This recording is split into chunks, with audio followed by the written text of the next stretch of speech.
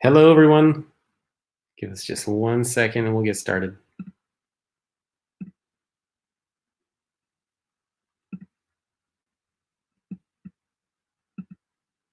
Sorry, it's not working. Why can't I see it? You have to remove the banner.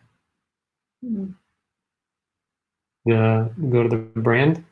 Technical problems. Hide that. There you go. And that's us. And that's on LinkedIn.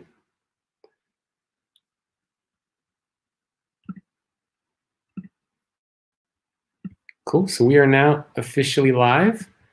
Those of you who are watching, maybe you can just let us know if you can see and hear us okay. If there are any issues, that way we can fix them before we keep going on with everything. It worked. Of course it works. Hi, everyone. Hi, LinkedIn, YouTube, Facebook.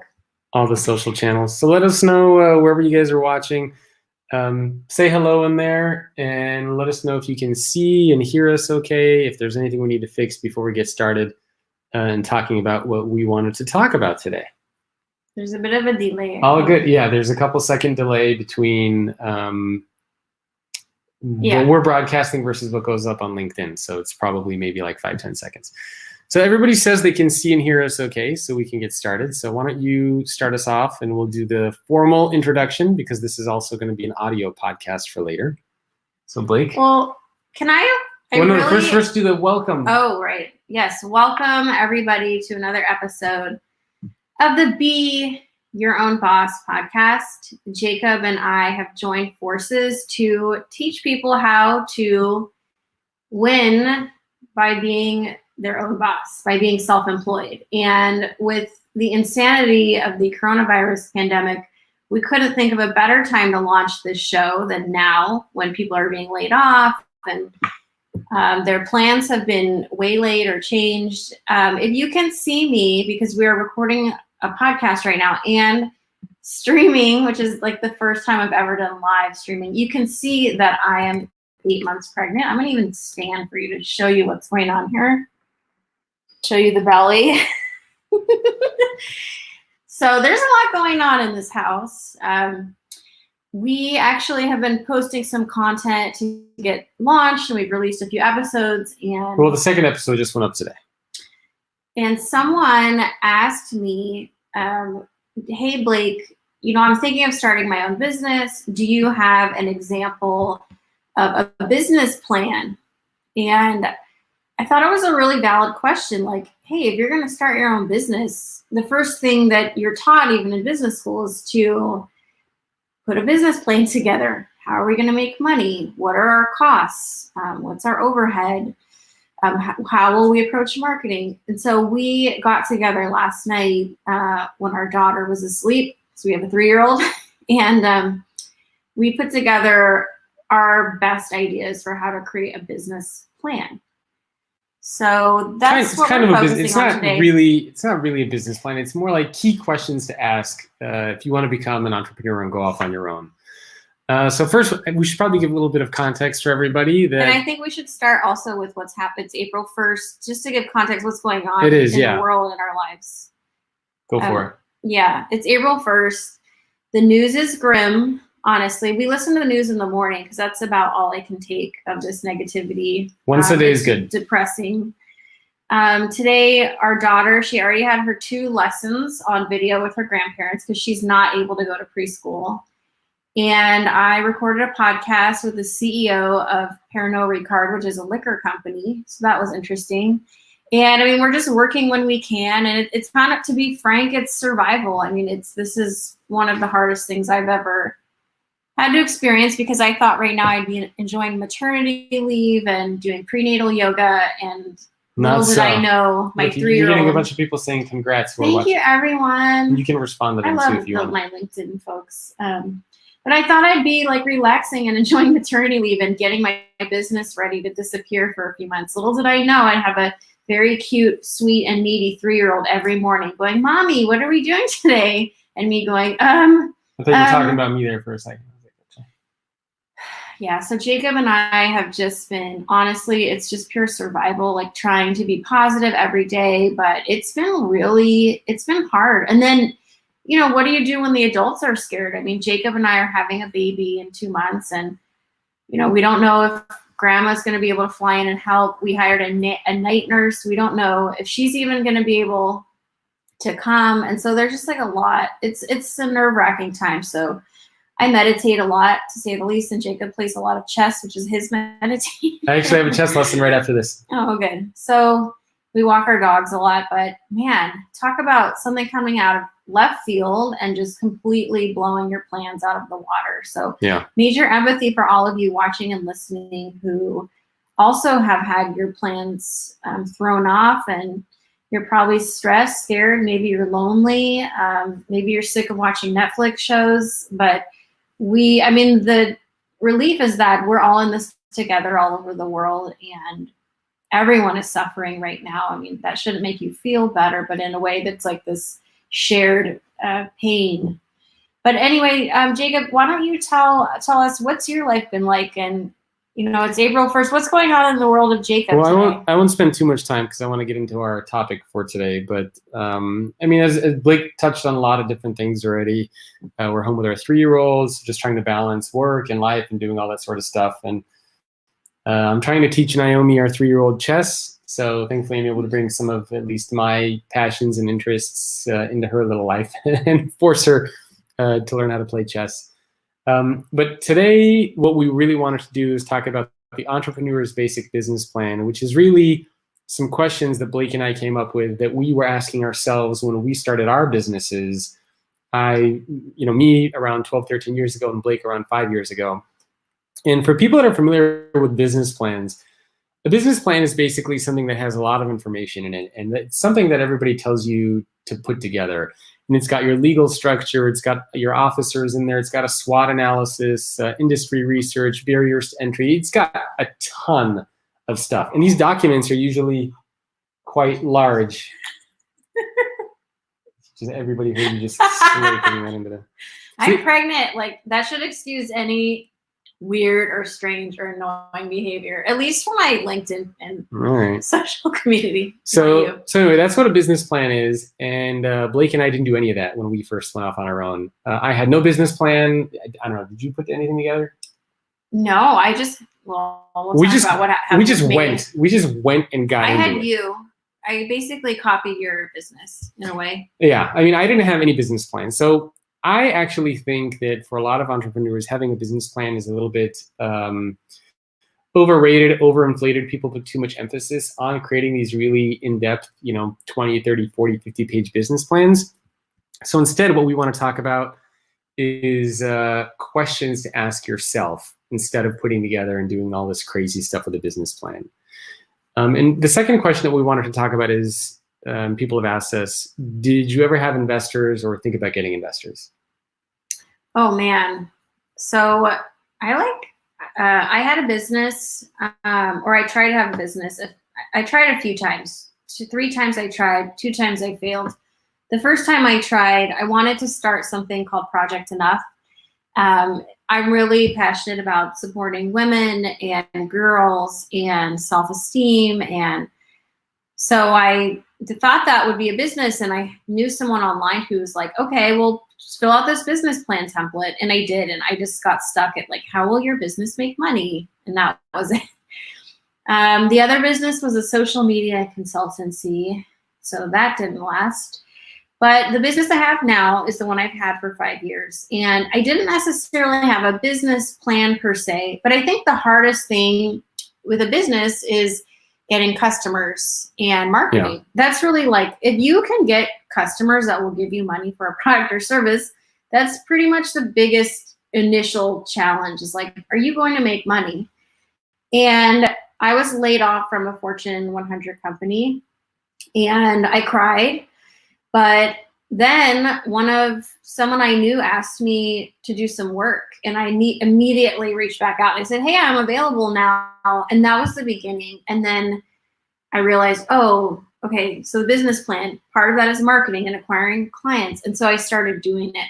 But yeah, I didn't fill out a formal business template, but I have to say I had been doing this for 12 years, which is content and thought leadership.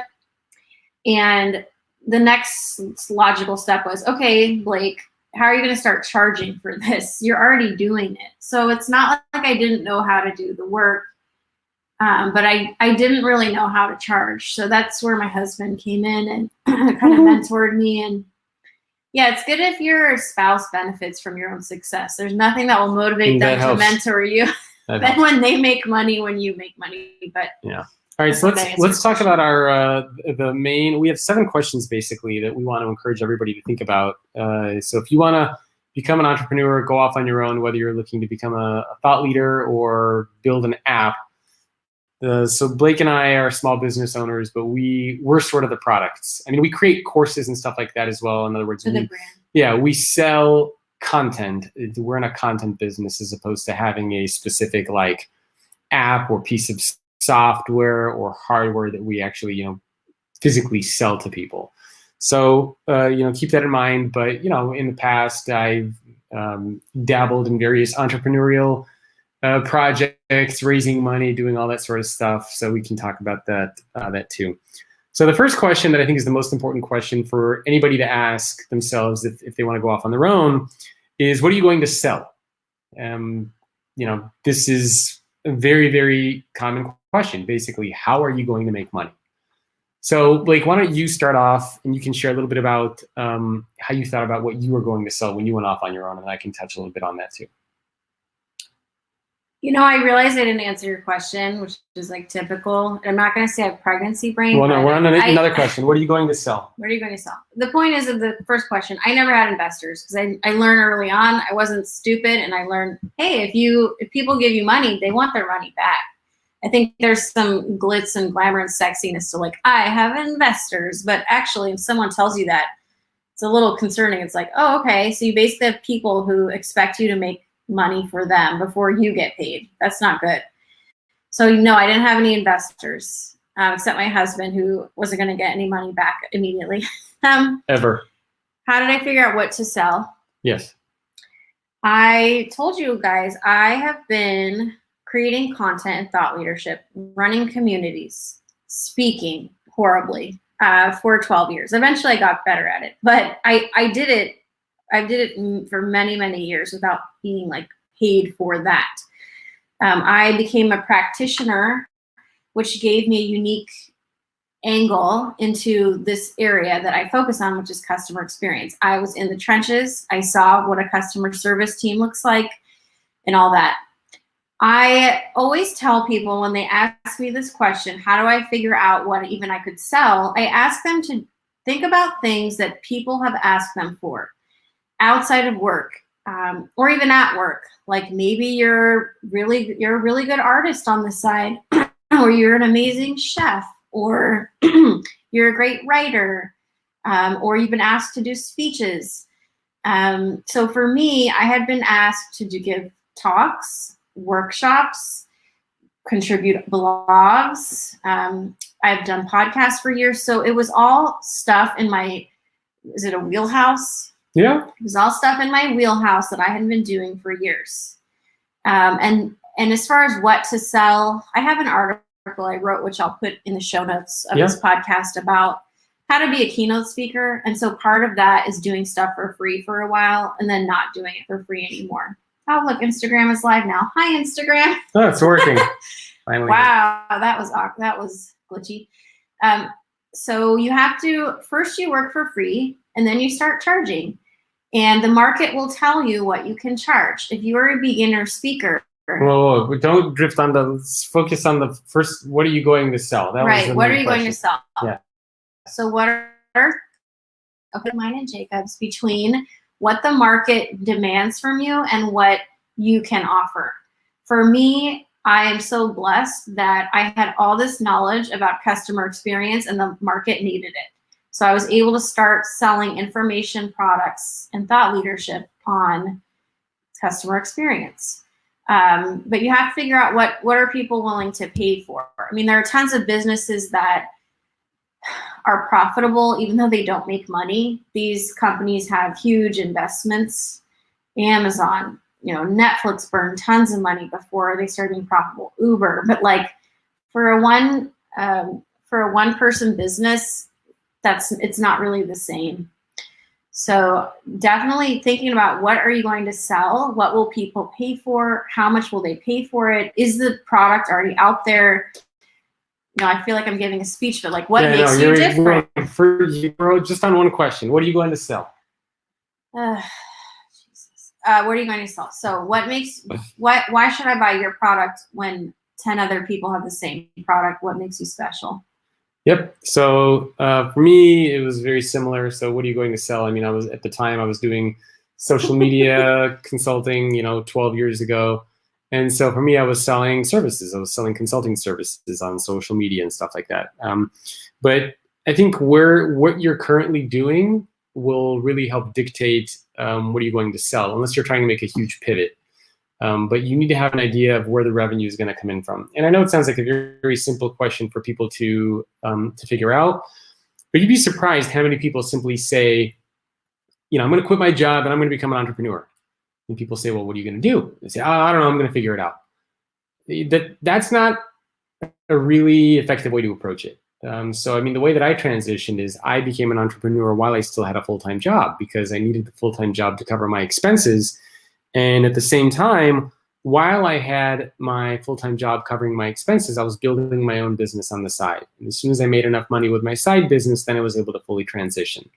So have an idea of what you want to sell before you kind of go off on your own. Don't just sort of like, I hate my job, I'm going to leave, and I'll figure it out, because I don't think that's a very good approach. So second question to figure out is, where is your revenue going to come from? And I can start with this one. For me, my revenue, I knew I wanted it to come from a couple of different places. And I've expanded this over the years. Originally, it was coming from consulting. Then it became speaking, book royalties, making money from courses, doing third-party royalty courses for various other places as well. So having a good sense of where your revenue is going to come from, I think, is a very, very important question for people to ask. And as we start to see with something like coronavirus, this pandemic that we're all in, having your revenue come from a single source is probably not the best idea. So I always encourage people, have a very clear sense of where the money is going to come from. And if you can have a couple of different places, 3 to 5, then that's always a good thing. Unfortunately, Instagram Live isn't working, but that's life. What are you going to do? Nothing ever turns out like you immediately think it will. Where will your revenue come from?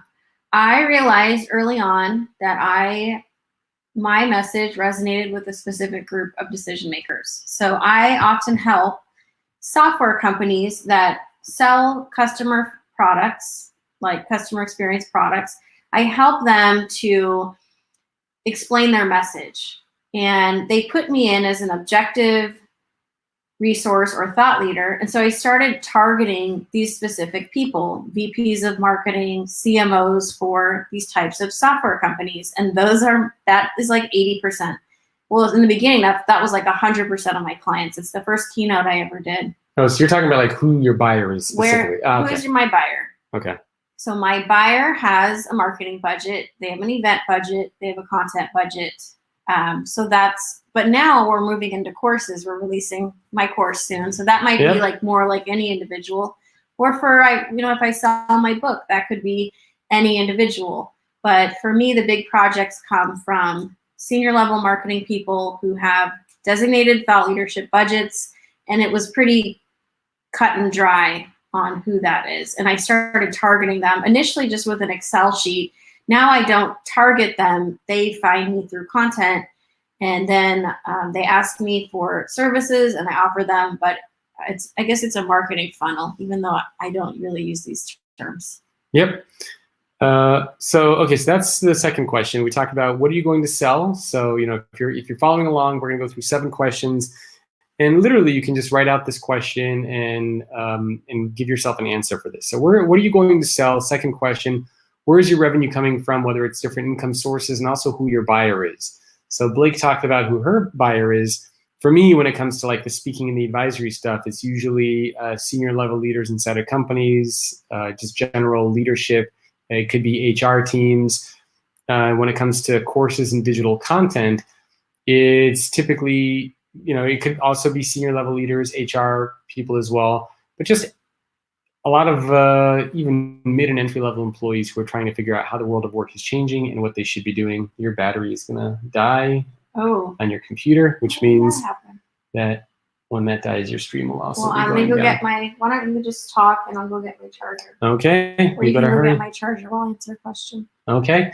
Okay, so I'll go run. Maybe I can use your charger. You can also use my charger too. Sometimes I'll plug it in. I do have good ideas. I think we need to do this side, sweetie. No, this side's got it. It won't work. No, because it goes in the. Oh. So you've got to do this one. Can it reach? There you go. Technical difficulty. Yeah, the people who are listening to the audio version of this when it comes out are going to be like, what the hell are you people doing? We'll just cut it. No, it's fine. It's the authentic experience. Yeah, authentic. There we go. Thanks. Perfect. Instagram. Okay, so yeah, Instagram, unfortunately. I don't know, it was super glitchy today. We tried to go on Instagram Live, didn't work. So that's the second question. Where is your revenue going to come from? Think about it in terms of revenue sources and who your buyer is. Do you have any tips or suggestions for how to figure out who your buyer is? As I said, you have to think about what are the types of people that have asked you for services or products in the past. This is where the business plan comes in, where you're really looking at the industry, you're looking at related industries, you're looking at overall trends, you're thinking about what there's a market for or neighboring markets that could impact your market. So it's not a small question, it's a big piece. I mean, every product I've ever created, they always had us list like, who is the target? And just with I used to be in the conference industry, and every conference it was just like CTO, CIO, blah, blah, blah, like all very senior people. I think sometimes your target buyer might be someone that you might not even expect. That's why you need to do research. It might not be the most senior person in the company. You really don't know. So, I mean, and you also have to take calls from a variety of people. Like I know $1 Million Consulting, what's his name? Alan Weiss. Like he won't take calls from secretaries or coordinators. And I know this is a little bit off the topic, but you never know who your next buyer will be. So in the beginning, especially, you have to take calls from everyone. You can't say, I'm only going to talk to my decision maker. I'm only going to talk to a CMO, because you don't know. And a lot of coordinators are given a lot of influence and power and money because they're making decisions for other people who have money. And this is mostly like a B2B type of conversation, but it's been relevant for me. So I think you have to be somewhat open-minded and be willing to be wrong as well on your assumptions about your buyer. Yep. Next question is, how much will you need to spend to bring your product or service to market, and what's that overhead going to be? So when you are in like the content business, the way that Blake and I are in, I would say the cost to bring the product or service to market is very minimal, because the way that we both did that is by building our own personal brands, which I think we have an entire separate episode about, which will go up in a few weeks. And so by building our brand, basically being active on social, sharing our thoughts and ideas in various places, by doing all of that, we were able to then build a business around it. So we didn't necessarily create an app, like I keep saying. But there are certain costs associated with, for example, websites, course development, and stuff like that. So I think understanding what those costs are important. Understanding overhead and costs is huge. The first year, my first business, this was probably 8 years ago. To be frank, you guys, I was a complete moron. I made pretty good money with my social media consulting business, and I spent pretty good money. I spent every dollar almost that I made. And I remember we went to pay taxes, and our accountant was like, okay, you owe, I don't even remember. It wasn't a lot of money, but I didn't have it. I didn't have the money to pay to the government. And I went on a payment plan. It was quite a humbling, and I'm sure you're all much more advanced than I was as a young person. And honestly, that's why I always tell people, teach your girls about finance, teach them about debt. about money, because I love my parents. I'm not going to blame them, but honestly, no one ever sat down with me and is like, here's how you save money. Here's how taxes work. Like, I wasn't encouraged to focus on that. It was more about surface level things. So needless to say, I never made that mistake again. Today, I'm a very good saver. I understand almost half of our money, live in California, goes to the government, and I'm always ready to pay taxes and happy to, although I'm choking on my words. And overhead for me, a lot of it, it's a content business. So it's everything related to running a content business. And you had a nice comment. Once, hi, Maria Del Mar Torres. Thank you so much. Once, oh man, I have the pregnancy brain, so I totally was thrown You're talking off. about being bad with money. Yeah, being bad with money. Oh, but then I went the other extreme. So instead of spending all my money, like I think last year, I spent so little money in contrast with how much I made, which wasn't smart either. And our accountant said, Blake, you didn't have any costs. Like, you're going to get killed when you pay taxes. So I've just tried to keep that in mind too, because in a content business, it's not like you're manufacturing a product. Unless you're really investing in marketing. If your marketing is free and your content is free, then you don't have much overhead, but that can also get you when you pay taxes, because you're rewarded for spending money as a business. So it's a delicate balance between knowing what to spend, and it's a constant looking at where your money is going. But you should always know where your money is going. I love Susie Orman's show. She actually helped me with financial literacy and education to understand you should be up in those details. And women, ladies, friends, don't just let your husbands run your accounts. I have friends, they tell me, I never even look at our bank account. And I'm like, you need to know what's going on there. You need to pay bills. Look what's coming in, what's going out. Don't just let your husband do it just because he offers. You need to be financially educated and literate as well. Yeah, I certainly never offer that. And now I'm going to drink out of my daughter's drink water. away from the microphone so nobody has to hear all that. So that was the third question. How much will you need to spend to bring your product or service to market? You need to understand what that number is going to be before you officially launch. Yeah, I don't know why the resolution went bad on your live feed. So get a good sense of what that number is. I mean, you can figure that out by doing research. You can do it by talking to people. You can also do it by just testing out your idea, looking at, do you spend money on a similar product or service? If so, how much do you spend on it? So with all the information that's out there on the web, you really shouldn't have too much of a hard time finding how much it's going to cost for you to create your product or service or bring it to life.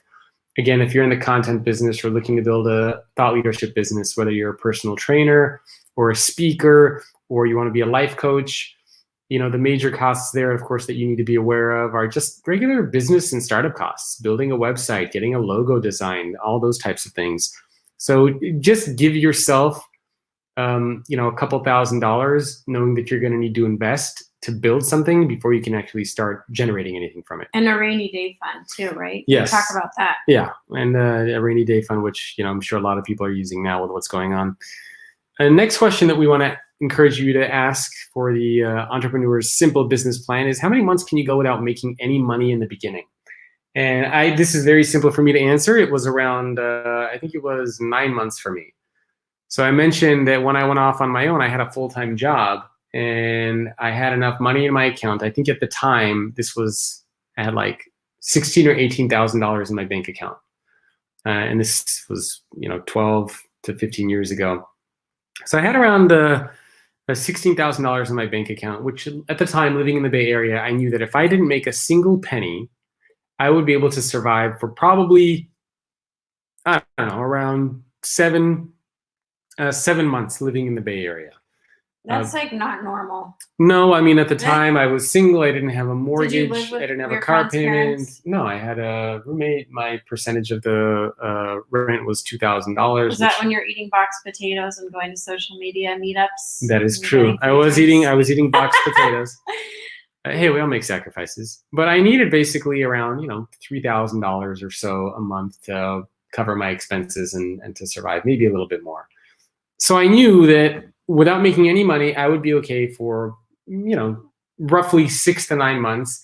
And my backup plan was that if I didn't make any money and everything went to hell, I would just go move back to Los Angeles with my parents, which there are far worse backup plans to have. Not for me. Yeah. I was not letting that happen. Yeah. Well, the important thing is, sorry, parents, I love you, but no thanks. So the important thing is that you need to know how many months you can go without making any money. You got to give yourself some sort of a runway to know, like, when do you have to cut the cord and kind of, maybe go back looking for full-time work if you need to, because obviously you can't just go off on your own forever if you're not making any money. And hey, I would have become like a Starbucks barista if I needed to. I would have done anything. Keep in mind, at the time, you had no children, no wife. Yeah, of course. You were just like a young guy. So living La Vida Loca. Now Jacob and back in the day, Ruby Sky, the club in San Francisco, God. Which has since closed. On my house music. Those were the days. Are you done? I love you. That's over. Now our lives are complicated. We are older. We have a 3-year-old and a baby on the way. We can't take on as much risk, even though we're more successful. Like if it were me now. No, like I wouldn't. Like if I came to you and said, "Hey, like I'm gonna take $1 million and put it into I'm gonna take out a loan in our house." Well, no, I mean, if I said that, hey, I'm going to take out a second loan on the house and I'm going to put our house up for collateral and take like $1 million and go, especially now. Yeah. And go build a startup. We're certainly not going to take any of those types of risks. Not where we are. So, the stage that you're at in your life, I think also matters, whether you're single, whether you have kids, family, what your expenses are, you got to keep those things in mind. And not to, stress is a factor. So how much risk are you willing to take on? You don't want to destroy your family in the process. Like if you're someone who can't handle risk, who can't handle uncertainty, don't beat your dog or your children or your wife in order to start your own business. That took a dark turn really quick. Stress is important. So how much can you handle mentally? It's not just about money. It's also about like spiritual debt, because for a while it can be kind of nerve-wracking. You don't know. It takes a lot to get a business going. I mean, we're doing that right now with the BYOB podcast, which we just launched. Everything is new. Yes, its own business, its own brand. And so I think that we need to pay attention to as well. Yep. Okay, next question is, what do you realistically think you could make to sustain? So how much money do you need to make? Oh, I didn't talk. Well, I did. I was just really quick. I was laid off with a bunch of money, which. Well, you got a severance. So that was like 6 months of money for me. And that was the blessing I needed to. And we had an apartment at the time. We were renting. We didn't have a child yet. Is that in San Francisco still or Oakland? No, it was in Oakland. Oakland, yeah. And it was good timing. It was like all the money I needed. Should I say the amount? I mean, I don't know. It's up to you. It was tens of thousands of dollars. Yeah, which was, to be frank, more money than anyone had ever given me at one time. It was, I mean, it wasn't a lot of money. Blessing and a curse at the same time. No, it was a blessing. What curse? Well, because you liked the job before you got laid off. No, I didn't. Okay, never mind. But I cried because I'm a crier, guys. I'm a wimp. And you know what? It was the best thing that ever happened to me. That's why you just never know. Like my dad always says, we'll see. I mean, that's the truest thing about life. Sometimes the worst damn thing in the world can turn into the most beautiful thing, and something that you think is amazing and constant and wonderful ends up not actually being that wonderful. Yeah. Well, that's why for times like this, it's always important during this like coronavirus pandemic to try to look at where the opportunities are. So we get to, for us, for example, we see opportunity. We get to hang out more with our 3-year-olds, spend more family time together, but we also get to do stuff like this podcast and courses. I'm not even thinking about what's happening outside in the world. It's like the one we're focused, and it feels good because I'm forgetting all the crap. So you gotta look at where the opportunities are, even in tough times, because a lot of companies have actually come out of recession and tough times. So innovation and great things can happen if you focus on the opportunities instead of just on the negative. And so next question, I think we were talking about, what do you realistically think you could make to sustain? And this is the bare bones. How much do you need to make to cover your costs, both the business costs and your life costs? Which, let's be honest, when you start off and you're an entrepreneur, those are kind of the same thing. Like, you don't have a team. Your business is you. Well, it depends. Working out of your basement a lot of the times, or your living Some room. people will work for equity.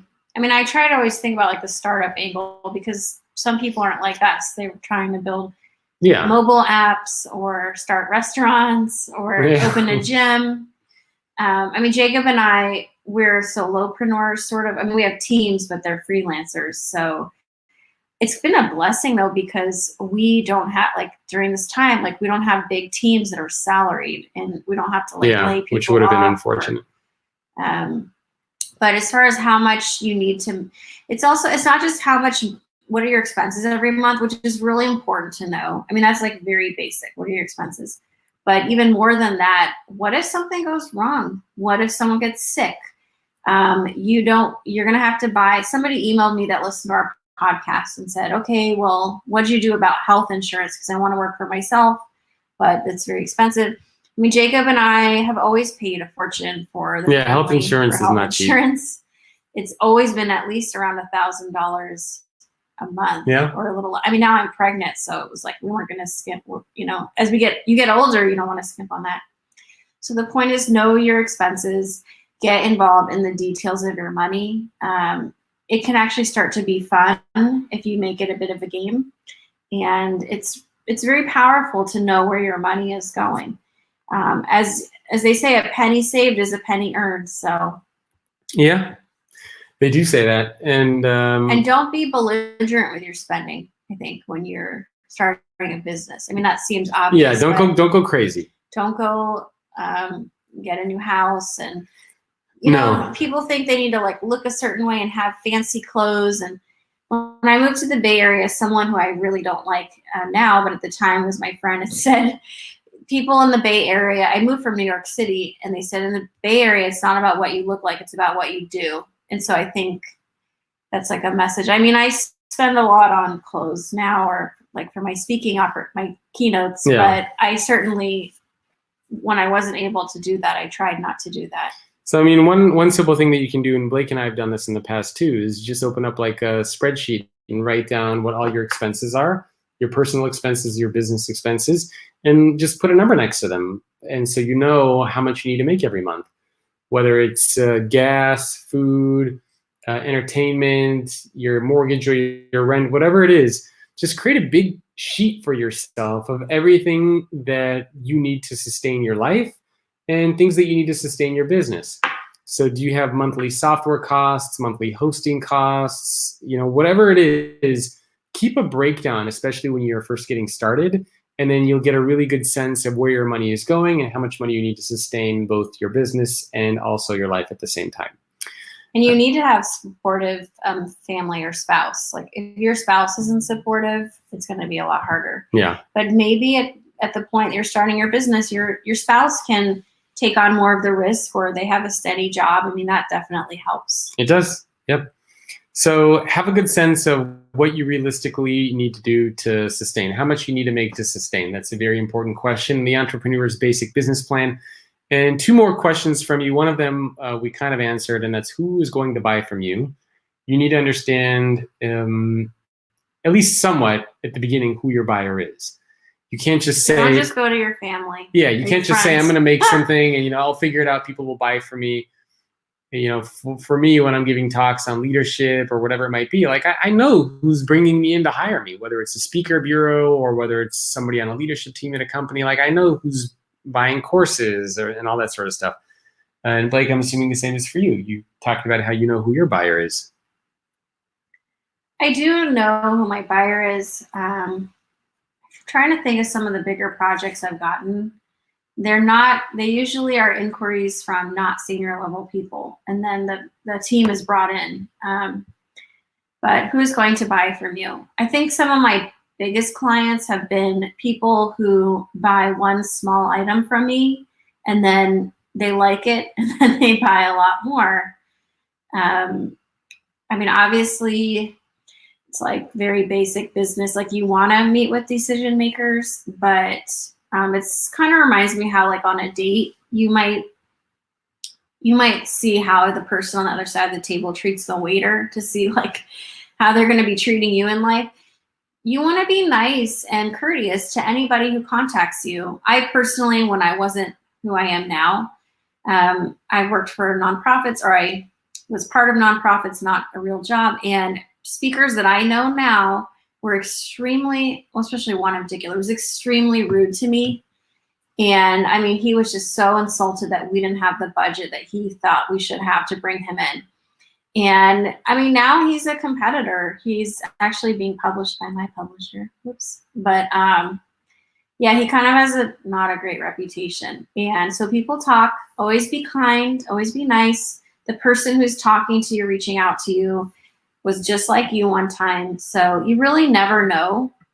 And that's why you always have to have a bit of a smile and be pleasant. The next question that we're going to talk about, and again, that one is who's going to buy it from you? So as you're building your entrepreneur simple business plan, make sure you have an answer for that one. And the last question that we want to encourage you to think about is how are you going to acquire customers? So how are you actually going to get customers? For Blake and myself, we do this through a couple of different ways.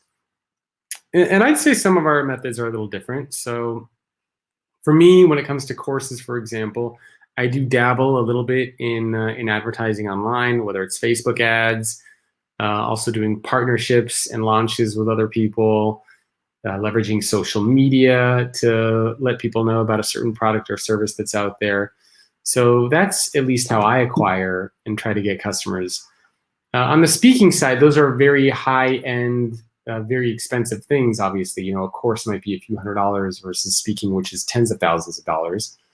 So the best way that I found to build that is you get credibility. You build a brand for yourself. You write books. You contribute to various places. Make a speaking reel. Yeah, I do a speaking reel. You have to put yourself out there. Yeah, for sure. So which is uncomfortable for a lot of people. Yeah, and I mean, for something high like that, like I can't tell you, for example, how much it costs, like how much I need to spend for a speaker bureau to reach out to me to bring me in. Like that, I can't tell you. I can tell you how much I need to spend on advertising though to get somebody to buy a course. But you know, some of the speaker bureau stuff, I don't have numbers behind that. But I know how I'm going to acquire them. Like I reach out to speaker bureaus all the time, giving them information about me, sharing new speaking reels with them or media kits. Like I do that on a regular basis. So you need to ask yourself, and you need to have a very clear sense of how you're going to acquire your customers. We launched this new podcast, for example, and so we're thinking, how are we going to acquire new listeners?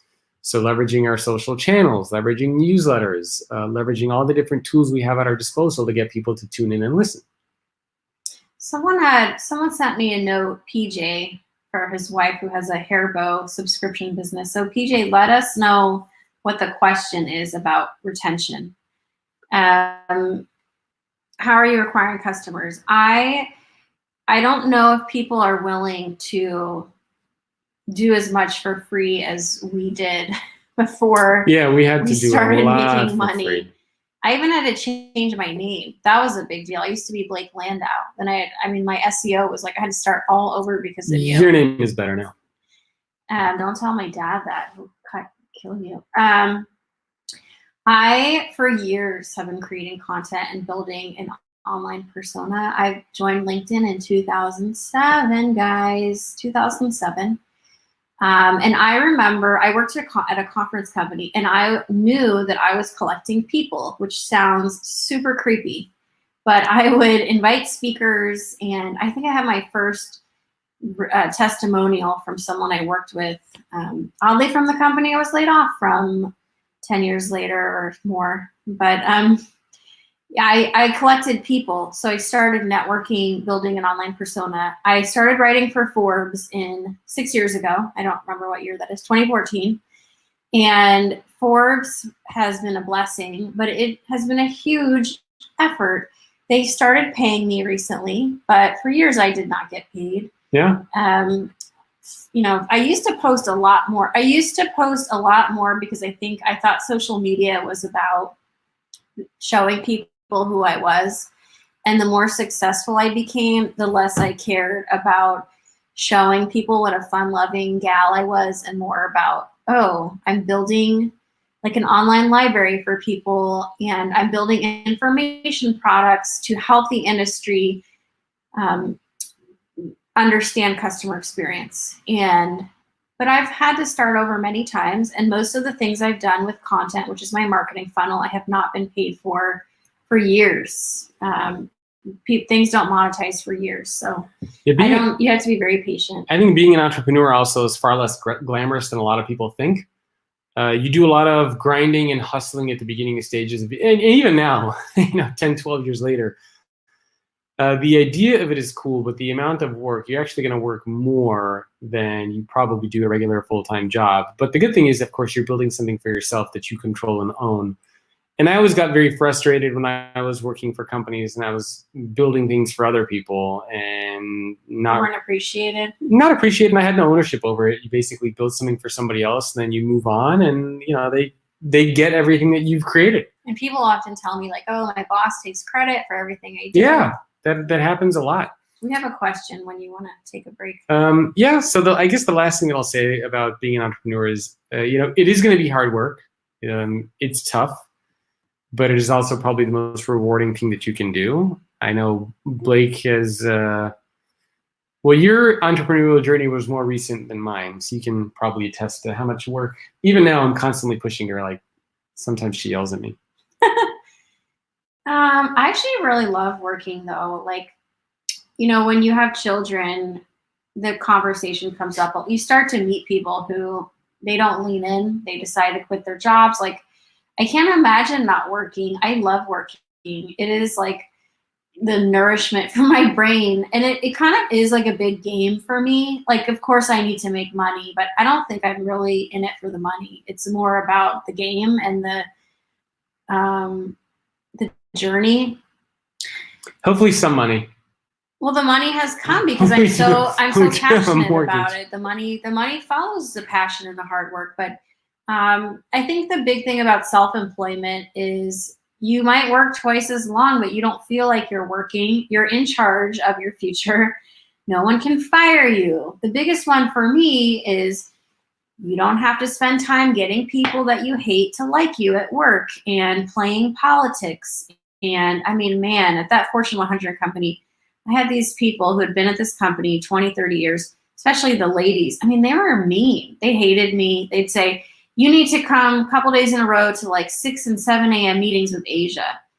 And I'm like, really? I guess I'm a millennial in that way where I just was like, so spoiled. No, shame on you. Like, yeah. I didn't sign up for that. Like, I don't want you just putting a meeting on my calendar. Anyway, the point is when you work for yourself, obviously, for better or worse, everything is on you. You control your destiny and nobody can fire you but yourself. For me, the anxiety of having a boss, I had many bosses, and maybe we should have a whole episode on bosses. We will. We'll do that. I had many abusive bosses, like who are just nuts, and knowing I never have to be beholden to some, acerbic personality ever again. That was like so beautiful. Yeah. Except my own. Well, we have Blake got a question. I have a question here as well that we want to answer. So let me just quickly recap these 7 questions, and then we're going to answer maybe some of your questions that are being posted via social. So let me just do a quick recap. So again, Blake and I never had a formal business plan. We just kind of thought through these questions when we got started. We've never had investors. We've never taken on any debt, nor do we recommend and think that's a good idea for anybody, especially if you're later in your life. Are we later in our life? Yeah. I mean, if you have children. I mean, even in general, if you're younger, like I'm not a big fan of debt at all of any kind. So. Well, some things like restaurants, I mean, you can't open something like that without. Yeah, but even then, I'm not a big fan of any kind of debt. I don't care what you're doing. I just don't like debt. I don't think it's a good idea. Doesn't like debt, guys. No. So, if you can afford to open up a restaurant or a franchise without taking out a loan, great. If you're going into debt for something, nothing that I would personally recommend because I don't like having Unless to owe people. you're the United States and you're having a pandemic crisis and you need to borrow some money. You can owe trillions of dollars. Who? So the 7 questions quickly before we answer your questions. Know what you're going to sell, where your revenue is going to come from, how much you need to spend to bring your product or service to market, and what that overhead is going to be. Question number 4 is how many months can you go without making any money in the beginning? And how long will you run your business if it makes $0 or doesn't sustain? So how long are you going to give yourself? 6 months, a year, whatever that timeline is. Next question is, what do you realistically think that you can make to sustain? Number 6 is, who's going to buy from you? And question number 7, how are you going to acquire customers? So now we're going to answer some of your questions. Blake, you had one, and then I will answer one that I got through Periscope, and then we will wrap up. I actually interviewed the CEO and founder of, or co-founder of BarkBox and Bark Companies yesterday, and he had such a wonderful piece of advice. He said, do things that don't scale. So we have a question about a subscription business, like how do you retain customers when they'll cancel their subscription if they're not happy? He said, do things that don't scale. So like put a lot of effort into personalization, do things that are hard, send tailored emails to your customers. I mean, if this person is his wife is in a hair bow business, and can you imagine if you made hair bows with specific patterns and colors according to the customer or the customer's children? Like, I would love a hair bow that had my daughter Naomi's name on it. Like, she would go bananas for that. Or like a picture, you've got to get creative. So the key is differentiation, which is customer experience. And so for me, that's do the hard things that aren't scalable. In the beginning, just do them by hand was the advice of Henrik, the co-founder of BarkBox, a subscription box service. And actually, PJ, the question, you should listen to this podcast when it goes live next week that I have with the founder. So you have to work harder and use customer experience to set yourself apart. So I got a question. How does one stay motivated once the new toy excitement of an idea wears off? I like that one. Yeah. So for me, I can tell you what I try to do to stay engaged, because I've been kind of doing what I'm doing for over a decade now. Well, you pivoted a bunch. I mean, over the last half decade or so, it's been relatively consistent as far as the content that I focus on. But as far as what I've been doing, that's been the same for the last 12 to 15 years, speaking, doing all that sort of stuff. So I can tell you what I personally do, and then Blake can share some of the things that she does. So I think the first thing is you can explore other relevant topics and areas in your space. So I started off originally doing social media stuff. My first book was written about social media. My second one was about collaboration. The next one was about the future of work, then employee experience, then leadership. And so they're tangential themes that go together. And I think it's okay for you. And look, now we have this BYOB podcast, right? So my dad just texted us that he's watching. Thanks, Dad. We didn't say anything bad about you. Oh, I did. So, love you, Dad. So the point is that with all of these themes that I've been focusing on, they're a little related. I mean, they're all things that I've done, all things that I have, incorporated into my life. So one thing that you can do is don't feel that you need to stay very constrained in one particular area, like only X, Y, Z. I mean, you can pivot a little bit. If you have a product, you can look at something else that you can make that's related to that product or service. I mean, this is, again, we're talking about if you feel like you need to stay motivated and engaged. So that's my first piece of advice, is look at the different tangential topics and areas that you could focus on that are related to your, your main thing. The second is you can find different ways to deliver stuff. So for me, with all the work that I do, I try to do something every year that I didn't do the year before. So one year it might be launching a podcast. Another year it's doing launching videos. Another year it's creating courses. Another year it's doing another podcast. And so that constantly keeps me engaged and excited.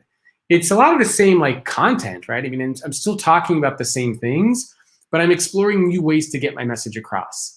And as I learn about these new things, that keeps me very excited and engaged in all the things that I'm doing. And that's kind of part of like, when the new toy excitement wears off, you can give yourself another toy that is, again, still in your area. So like this new podcast that we launched, this is a new toy. Creating new marketing funnels that I might do online, that's a new toy. So there are like little micro things that you do within the big picture to still stay engaged and motivated and excited with what you're doing. And I think that you can just remember that you can explore different topics tangential to your main topic. You can look at different ways to get your stuff delivered, whether it's a product or service or a message, and try to do something every year that you didn't do the year before, and that'll keep you, I think, engaged as well. Blake, how do you stay motivated and engaged and excited in your space? Yeah, that's a hard one. I admit this year, probably with my pregnancy and having a 3-year-old at home, like I had moments where I just felt really burnt out. But, not being 20 years old anymore, I know that in life, the moment where you want to give up, the moment where you just can't do even one more thing, you can't even stomach one more, whatever it is, like blog post, podcast, outbound email, that's the moment where the rubber meets the road and you actually start making progress. And honestly, like every 3-4 years, like I start getting ants in my pants. And so my business, I've had 5 years. So part of it is just knowing yourself and trying to keep it interesting. Like Jacob and I just launched this new podcast. We've never really collaborated like this. This is really fun.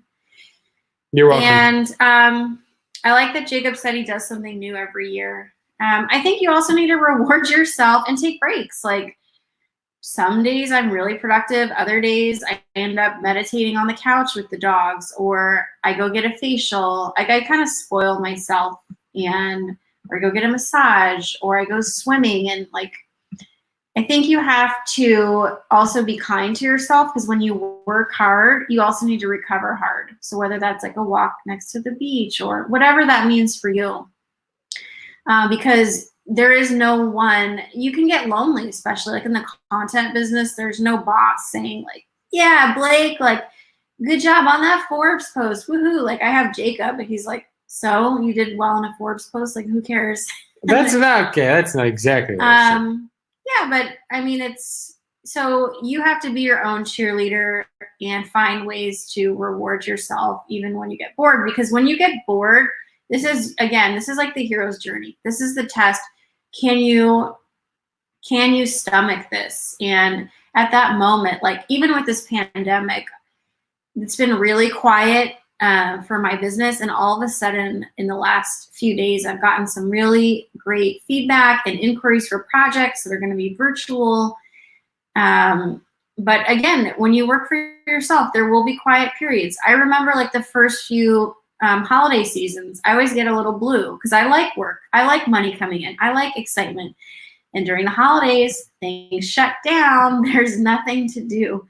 So also knowing when to focus on other things, enjoy your family, enjoy your success, take a break. So that's my advice, is motivate yourself, keep going, because it's often when you want to quit that you're on the brink of something really good.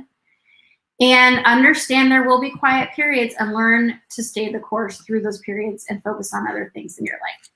Well, I think that is a perfect way to wrap up. So thank you everybody who is asking questions. You're very welcome. To the person who said so. Mohadam, you're welcome. Thank you everybody who is participating live on various social channels and asking questions.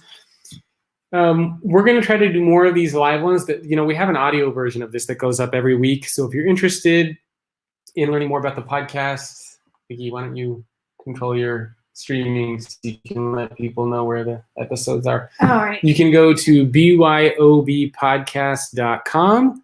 That's BYOBpodcast.com, and you'll be able to subscribe there and get access to more of these episodes as they get released via audio every week. But we're also going to try to do these live whenever we can. I know this is probably not content that a lot of people are used to hearing and seeing from us, but hopefully we will change that over the coming weeks and months, because I think we have a lot of fun and exciting stories to share with everybody. Blake, any last parting words of wisdom you want to give anybody?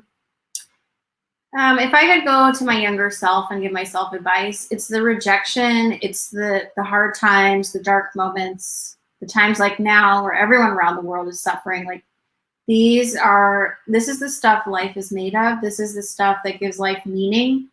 So understand this will pass and there will be some meaning for you, even if right now it doesn't feel very meaningful. Yep. Keep your head up. We'll get through this tough time with the pandemic. And if you're a new entrepreneur, we'll get through your tough time as well. We also have an email if you want to reach out to us and ask us any questions or have any suggestions for topics you want us to explore in the future.